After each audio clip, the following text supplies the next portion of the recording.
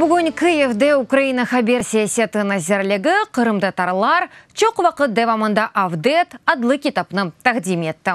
Бұл китап қырымлыларының бұтын тарихына сарып ала Қырым ханлығы пейда олған вақыттан бүгінге қадар. Китап Украин ве эджниби тарихчелерінің мақалелерінден ибарет. Бір мақале ярым аданың тамыр халқының айры бір девріне бағышланған.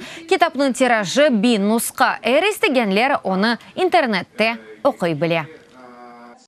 Он довольно универсальный, потому что... О баяғы универсаль, чүнки он екі мақаледе аманыман Қырым татарларының бұтын тарихы язылған. Алекса Гайворонскийның Қырым ханлығындан башлап, Қырым татарларының милли әрекеті 1783 сенесін ишғалі ве 2014 ишғаліне қадар. Сегодня история. Бүгін Қырым татарларын тарихи умуми Украин тарихының қысымы олайыта. Не үшін бұл мұйым? Білемізге Қырым бұл Украина. Ве бұл тарихның доғыру анламы, оның чешіт этапларының анламы пек емиетлі. Бұнсыз Қырым татарлар өзекене ватанында насыл инкешаф еткеніні, оларының девлетчілікке сығынларыны ве оларының дердіні анламақ имкансыз.